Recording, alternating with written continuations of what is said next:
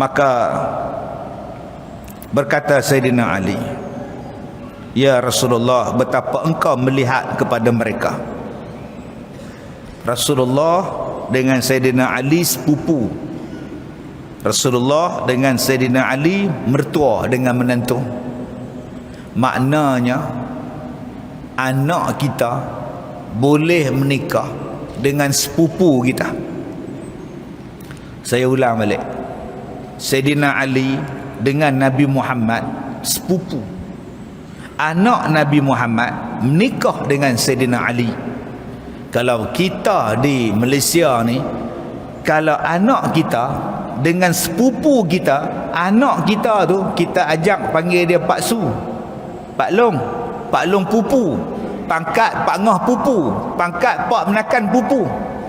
Oh tu kira rapat dah tu, salam lah tak kira. Dah boleh menikah bang. Anak kita anak perempuan, sepupu kita jantan, anak perempuan kita boleh menikah dengan sepupu kita. Jadi duk berhati-hati lah. Jangan duk kira belasah aja semua, mentang-mentang jadi Pak Ngah, dia Pak Ngah semua.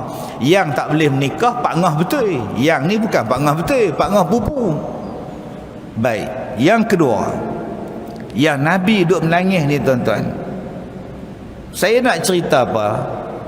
Sebab ada orang kata Nabi Muhammad ni menganiaya perempuan.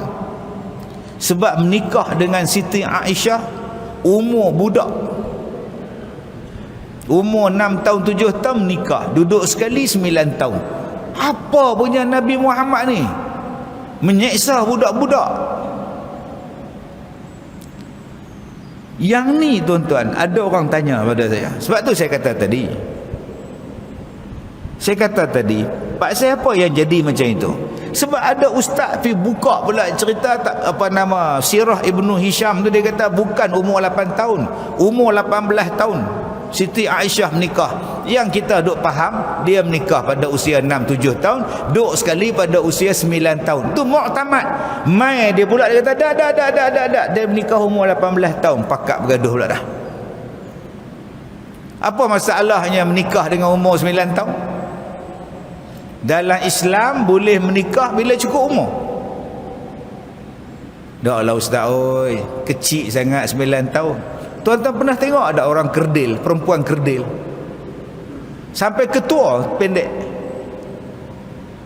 Pernah tengok laki dia normal, dia pendek tinggi meja. Yang laki tinggi kita, isteri dia tinggi meja. Lepas akad nikah dukung, sama dengan budak darjah 3. Tuan-tuan pasal tak ceramah kat Persatuan Kerdil, saya pasal pi. Ada hak isteri tinggi, suami pendek-pendek. Ada hak isteri rendah, suami pula tinggi. Boleh je menikah. Kalau nak dikira mendera, hak tu pun mendera. Tapi dia tu kerdil. Dia dah cukup umur ke belum? Cukup umur, bagilah menikah. Dia hanya nampak pada Nabi Muhammad nikah pada usia 9, duduk pada usia 9 tahun. Tapi dia tak tengok saiz orang Arab lagu mana, saiz budak dulu lagu mana, saiz zaman tu lagu mana, budayanya, sosio budayanya, keadaan masyarakat pada masa tu dia tak nampak.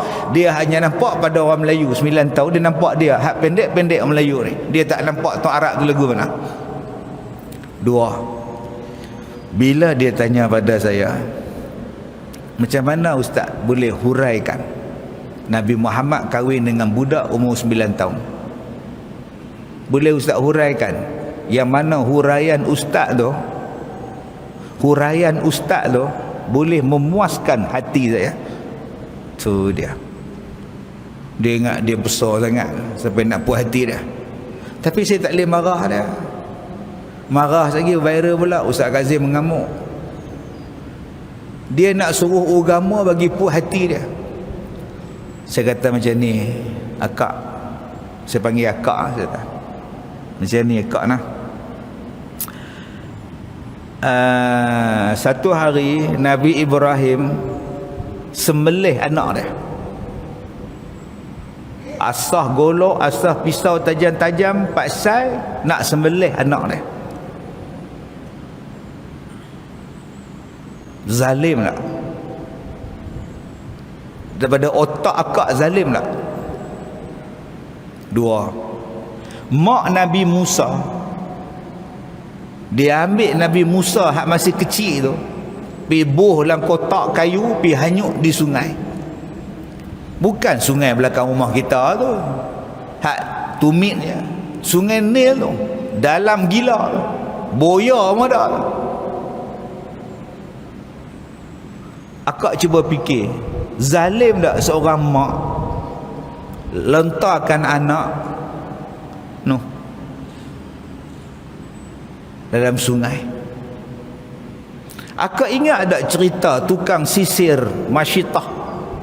Masyitah anak Firaun, tukang sisir rambut, dengan baby dia kecil, disuruh terjun dalam api dan dia terjun.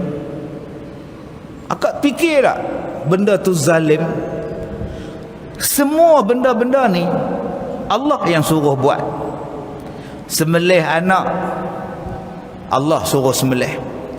Tinggalkan anak di Mekah dengan isteri di Mekah dalam keadaan tak ada air, tak ada elektrik, tak ada rumah, tak ada orang, tak ada makanan. Siapa yang suruh Nabi Ibrahim tinggalkan Hajar dan Nabi Ismail? Allah. Tadi di sekolah saya tak ada elektrik 10 minit, pakak kelang kabut. Pasal apa tak ada? Pasal apa? Tak ada elektrik 10 minit. Telefon kami pun tak ada, tak apa, kalau satu kampung tak ada, tak apa, ingatkan rumah kami. 10 minit tak ada elektrik, bising. 10 minit tak ada air, bising. Bayangkan Siti Hajar, elektrik tak ada, air tak ada, tinggal dua anak beranak di dalam padang yang kering tandus, tanah yang tak ada apa-apa benda, orang pun tak ada. Nak nyimbang dengan siapa? Mai ular patuk, kalau jengking patuk nak panggil siapa? Jepam tak ada, pertahanan awam tak ada, bomba tak ada. Kalau sakit perut nak cari minyak mana? Minyak gamat tak ada, apa tak ada. Siapa yang suruh duduk situ? Allah. Siapa yang suruh mak Nabi Musa lemparkan Nabi Musa dalam sungai? Allah. Siapa yang suruh terjun baik Masyitah ke, baik Asiyah ke, isteri Firaun ke yang dibunuh? Siapa-siapa sajalah. Siapa dia yang suruh benda-benda tu? Allah. Adakah Allah tu zalim? Tak. Setiap apa yang berlaku tu perintah Allah, dan mereka buat, dan keputusan dia sangat hebat. Allah suruh sembelih Nabi Ismail, Nabi Ibrahim buat. Apa jadi pada dia? Allah suruh Siti Hajar dan Ismail duduk di Mekah. Apa jadi pada Mekah? Allah suruh lemparkan Nabi Musa di laut. Adakah di sungai? Adakah Nabi Musa mati? Tak. Semuanya ada hikmah. Soalan dia, siapa yang menyuruh Nabi Muhammad kahwin dengan Aisyah yang umurnya 9 tahun duduk sekali? Siapa? Adakah nafsu Nabi Muhammad? Tak. Allah yang suruh kahwin. Maknanya ada sebab. Adakah Allah menyeksa Siti Aisyah? Adakah lepas dia menikah masuk hospital? Adakah dia kemurungan? Tak. Ada benda lain. Tak ada dalam riwayat selepas kahwin dengan Nabi maka menderitalah Aisyah. Tak. Perintah Allah mana ada buruk? Perintah Allah semua baik. Kesudahan dia apa? Beribu-ribu hadis datang ingatan daripada Aisyah meriwayatkannya. Umur Aisyah panjang, walaupun Rasulullah dah wafat berpuluh-puluh tahun, dia masih lagi hidup menjadi rujukan pada umat manusia. Walaupun Nabi Muhammad dah tak ada, tapi orang boleh tanya lagi pada orang yang hidup dengan Nabi, sebilik dengan Nabi, namanya Aisyah. Orang pakat tanya pada dia. Ada hikmah lain. Yang kamu nak ikut orientalis barat kafir yang tak suka pada Nabi Muhammad, memburukkan cerita ni, yang kamu ikut tu pasal apa? Kamu buka lah keseluruhan cerita dia, barulah boleh faham. Ni dak, kamu beriktikad Islam, beriktikadnya kamu pada Allah Ta'ala Tuhan, tapi kamu petikaikan perintah Allah macam orang kafir petikai. Dalam hadis ni Nabi duk teriak mengenangkan orang perempuan. Apa dia yang Nabi nampak? Sabda Nabi SAW, telah aku lihat seorang perempuan yang tergantung dengan lidahnya dan api neraka yang sangat panas dituangkan ke dalam lehernya. Dan aku lihat seorang perempuan yang tergantung dengan rambutnya dan mendidih otak kepalanya. Yang ni hak Nabi dipertunjukkan dalam neraka. Nombor satu, yang tergantung lidahnya. Tuan-tuan, carilah siksaan yang paling buruk dalam dunia ni, tapi tak boleh lawan siksaan dalam neraka.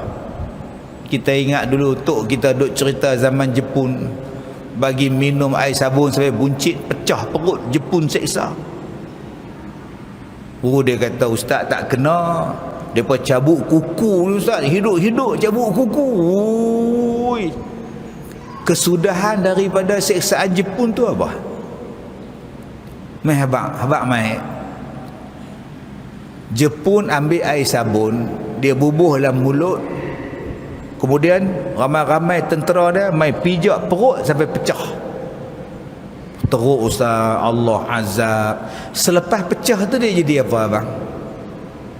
Selepas pecah perut dia mati, nak letak apa lagi? Bodohnya ustaz ni. Okey, lepas tu lepas mati dia seksa lagi tak? Tak ada, dah jadi mayat bangkai apa semua tak ada, depa campak buang lah. Oh, kalau macam tu tak teruk, pasal mati. Yang neraka ni tak mati-mati masalah dia. Lepas kau diseksa ni, kau hidup balik, badalnahum juludan ghairaha. Lepas kau dibakar tu, kau akan digantikan dengan kulit yang lain pula. Hidup balik, bakar lagi, hidup balik, bakar lagi. Dalam surah An-Nisa Allah sebut benda ni. Kalau sekadar siksaan dalam dunia, dia siksa kita, kita mati habis-habis ha. Tapi hak dalam neraka ni tak habis-habis. Maka takutlah kepada hak neraka tu lebih pada hak dunia. Tuan-tuan, kita lepas sembahyang doa macam-macam. Ya Allah, murahkanlah rezeki, sihatlah tubuh badan, bagilah temuduga anak aku berjaya, bagilah SPM anak aku terbit 16 hari bulan ni dapat 9A. Ya Allah, hai perkenankanlah, lembutkanlah hati mak mertua aku. Ya Allah, lembutkanlah hati isteri aku, bagi aku menikah lain, macam-macam. Berapa ramai yang duk doa, ya Allah lapangkanlah kuburku, ya Allah matikanlah aku dalam kebaikan, ya Allah biarkan aku boleh mengucap kalimah la ilaha illallah sebelum aku mati, ya Allah. Ya Allah, ya Rahman, janganlah putuskan doa untuk aku selepas aku mati, ya Allah. Yang banyak kita ada sebut dunia. Padahal dunia ni bila-bila masa boleh pi, akhirat tu nanti. Patutnya minta ke akhirat tu lebih banyak daripada hak dunia ni. Sepatutnya begitu. Baik, yang kedua dia lihat seorang perempuan yang tergantung dengan rambutnya dan mendidih otak kepala dia. Ketiga, pula aku melihat seorang perempuan yang tergantung dengan kakinya di atas terlipat, mengeluarkan segala malaikat yang menyiksa itu dengan dua tangannya daripada pihak belakang, dan minyak tanah dilumurkan pada badannya dan dituangkan air panas ke dalam mulutnya. Kaki tergantung, diikat ke belakang tangan dia, tenganga mulutnya, dituangkan air yang panas dalam lehernya. Yang keempat, aku melihat seorang perempuan yang tergantung dengan dua susunya, dengan dua buah dadanya, dan buah zakum dituangkan masuk dalam lehernya. Buah zakum ialah buah kayu yang di dalam neraka yang amat pahit. Maka apabila memakan mereka itu akan zakum, nescaya menggelegak segala isi perut mereka, menggelegak otak mereka dan gusi mereka, dan keluarlah lidah apinya daripada mulut mereka itu. Ni buah zakum juga Allah Ta'ala sebut dalam Quran. Yang kelima, Dan aku lihat pula seorang perempuan yang tergantung, padahal memakan ia akan daging dirinya, dan api neraka dinyala-nyalakan daripada pihak bawahnya. Yang keenam, dan aku pula melihat seorang perempuan yang tergantung, menambat oleh segala malaikat akan dua kakinya kepada dua susunya. Kaki dia dilipat, diikat ke dada, dan ditambak pula daripada dadanya, dia lipat pula ke ubun-ubun kepalanya. Tak tahu kalau gimnastik boleh buat. Kaki lipat ke dada, dah lipat ke dada, lipat lagi gulung sampai ke kepala. Dan dijadikan atas badannya itu beberapa ular dan kala. Keadaannya memakan ia akan dagingnya dan menghirup darahnya.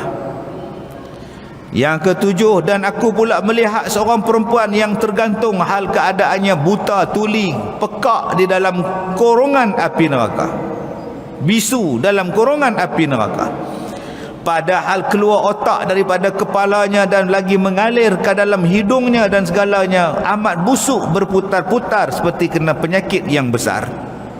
Yang ke-8, aku melihat seorang perempuan yang tergantung, hal keadaannya dipotong segala daging badannya daripada hadapannya hingga belakang, daripada segala anggotanya, daripada gunting api neraka.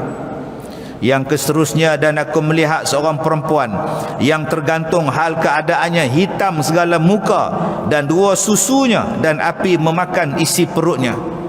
Dan aku melihat seorang perempuan yang tergantung, kepalanya seperti kepala babi dan tubuhnya seperti tubuh keldai, dan di atasnya ribu-ribu warna daripada azab. Dan aku melihat pula seorang perempuan yang tergantung atas rupa anjing, dan api neraka itu masuk daripada bawah duburnya dan keluar daripada mulutnya, dan segala malaikat memukul mereka itu akan kepalanya dan badannya dengan pemukul daripada api neraka. Inilah sebab yang Rasulullah menangis bila dengar cerita Nabi. Kata Sayyidina Ali, maka berdirilah Siti Fatimah radhiyallahu anha kepada Nabi sallallahu alaihi wasallam. Anak Nabi ni pi dekat Nabi, dia kata apa? Hai kekasihku dan cahaya mataku, khabarkan olehmu apa-apa dosa mereka itu, hingga jatuh atas sekalian mereka itu dengan berbagai-bagai seksa. Wahai kekasihku, wahai cahaya mataku, tolonglah khabarkan kepadaku apa salah perempuan-perempuan tadi sampai seksanya dahsyat sangat.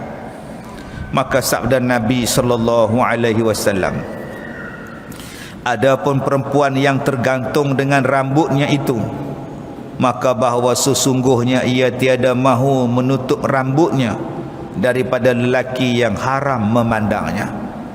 Yang pertama sebab tak tutup aurat.